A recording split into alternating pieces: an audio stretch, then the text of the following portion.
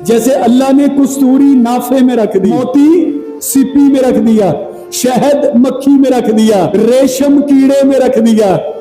اور سونا چاندی پتھر میں رکھ دیا، یوسف کنویں میں رکھ دیا، محمد غار سور میں رکھ دیا، اور ایمان دل میں رکھ دیا۔ اس کے ساتھ ساتھ یہ بات بھی اچھی طرح ذہن نشین کر لیجئے کہ جو قدر شناس لوگ ہوتے ہیں وہ چیز کو دیکھتے ہیں، خول کو نہیں دیکھتے ہیں۔ جیسے جوہری موتی کو دیکھتا ہے، سپی کو نہیں دیکھتا، جیسے عطار کستوری کو دیکھتا ہے، نافے کو نہیں دیکھتا ہے، جیسے صراف سونے چاندی کو دیکھتا ہے، پتھر کو نہیں دیکھتا ہے، جیسے وپاری شہد کو دیکھتا ہے، مکھی کو نہیں دیکھتا ہے، جیسے بزاز ریشم کو دیکھتا ہے، کیڑے کو نہیں دیکھتا،